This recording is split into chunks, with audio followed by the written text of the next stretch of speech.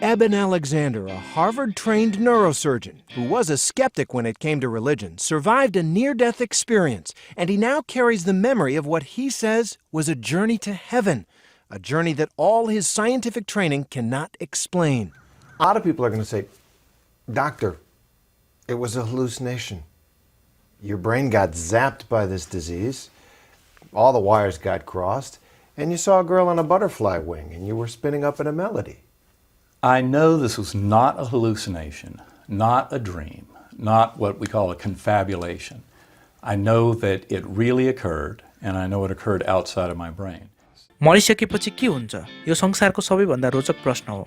मृत्यु एउटा सत्य हो। जन्मिसकेपछि हरेकले एक न एक दिन त मर्नै पर्छ। केवल ढिलो चाँडोको कुरा हो। मृत्युको सम्बन्धमा धर्म र विज्ञानका केही आफ्ना धारणा रहेका छन्। एकपटक मृत्युलाई धर्मको आँखाबाट हेरौँ न त। प्रायजसो धर्मको एउटा मूल मान्यता भनेको स्वर्ग नर्कको कल्पना र पुनर्जन्म हो। धर्म अनुसार स्वर्ग र नर्कका नामहरू फरक छन्। जस्तै हिन्दू धर्ममा स्वर्ग नर्क, इस्लाममा जन्नत जहन्नुम, बौद्ध धर्ममा केहीले ईश्वर र स्वर्गको चर्चा छैन भनेर दाबी गरे पनि धेरै बौद्ध दर्शनहरूमा बहु संसार, बहु स्वर्ग र नर्कहरू हुन्छ भनेर भनेको पाइएको छ। बौद्ध धर्ममा केही भिन्न शाखाहरू छन् र तिनीहरूका मान्यताहरू केही फरक छन्, तर प्राय शाखाहरूको एकमत भनेको स्वर्ग, नर्क र पुनर्जन्म हो। स्वर्ग र नर्कका प्रमाणहरू नभेटिए पनि पुनर्जन्मका प्रमाणहरू भने प्रशस्त भेटिएका छन्। डाक्टर इयान स्टिभेन्सन, जो युनिभर्सिटी अफ भर्जिनियामा साइकियाट्रीका पूर्व प्रोफेसर थिए र उनले आफ्नो जिन्दगीभर 3000 भन्दा बढी पुनर्जन्मका घटनाहरूको अध्ययन गरेका थिए। उनले गरेको एउटा अध्ययनमा करिब 35% पुनर्जन्म लिएका मान्छेहरूमा बर्थमार्क र बर्थ डिफेक्ट्स पनि हुबहु मिलेको पाए र यसबाहेक उनले 3 जना पुनर्जन्म लिएका भनिएका केटाकेटीहरूमा अध्ययन गरे र उनले के पाए भने ती केटाकेटीहरूले आफ्नो अघिल्लो जन्ममा भएका घटनाहरू करिब 91% हुबहु सम्झिन सक्थे। विज्ञानले पुनर्जन्मको लजिक पत्ता नलगाए पनि पुनर्जन्मलाई भने नकारेको छैन। यसले स्वर्ग वा नर्क हुन्छ भन्ने प्रमाण नदिए पनि मृत्युपछि पनि जीवन हुन्छ भन्ने बलियो प्रमाण चाहिँ दिन्छ। विज्ञानको एउटा अर्को अध्ययन क्षेत्र छ जसलाई NDES near death experiences studies अर्थात् मृत्यु नजिकका अनुभवहरूको अध्ययन गर्ने विज्ञान भनिन्छ। यसले मृत्युको नजिक पुगेका अथवा मृत्युबाट बिउतिएका मानिसहरूको अनुभवको अध्ययन गर्दछ।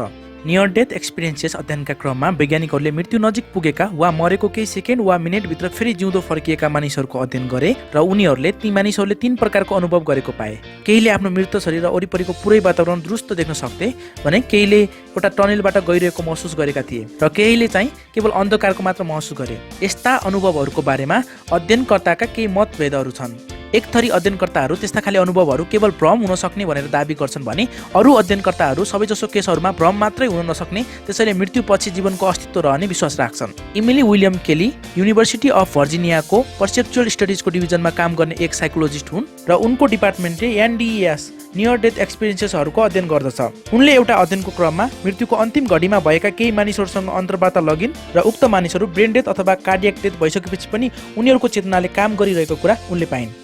इमिलीले अध्ययन गरेका मान्छेहरूमध्ये एक थिए एबेन एलेक्जेन्डर, जसले 2012 मा आफ्नो अनुभवको आधारमा एउटा पुस्तक लेखे। एलेक्जेन्डर ब्याक्टेरियल मेनिन्जाइटिसले गर्दा कोमामा गएका थिए। त्यस बखतको अनुभव उनले यसरी लेखेका छन्। म पुतलीको प्वाखमा एउटा सानो बुट्टा बनेको थिएँ र वरिपरि करोडौं पुतलीहरू थिए।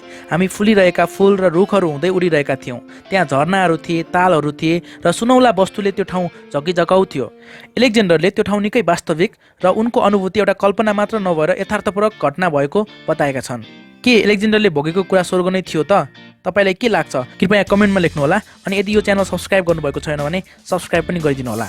मृत्युपछि पनि जीवन रहन्छ भन्ने प्रमाण मानिसहरूको आत्मामाथिको विश्वास हो। संसारका करिब 1/3 मानिसहरूले मान्छे मरेपछि पृथ्वीमा आत्मा डुलिरहन्छ वा मुक्ति प्राप्ति गरी स्वर्ग वा नर्क जान्छ भन्ने विश्वास गर्छन्। यस्तै 5 मध्ये 1 जनाले जीवनको कुनै बिन्दुमा मरेको मान्छेको भूत देखेको दाबी गर्छन्।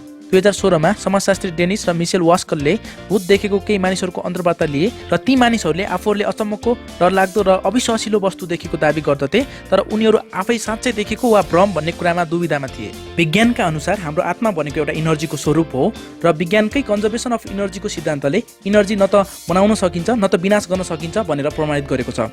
यदि त्यस्तै हो भने हाम्रो आत्मा हामी चेतनामा आउनु अघि पनि कहीँ न कहीँ थियो र हामी मरिसकेपछि पनि कहीँ न कहीँ रहन्छ। फरक यति हो, मृत्युपछि सांसारिक सुख भोग्नको लागि हाम्रो शरीर हामीसँग रहन्न। तर स्केप्टिक्सहरूको धारणा भने फरक छ।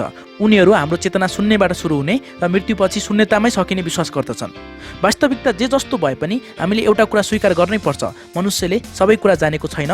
धेरै रहस्यहरू यस्ता छन् जसको गाँठो फुकाउन हामी सक्दैनौँ। त्यसैले बाँचुन्जेल मन खोलेर बाँचौँ। मरेपछि खै के थाहा कस्तो छ संसार, नमरी स्वर्ग देखिन्न। धन्यवाद।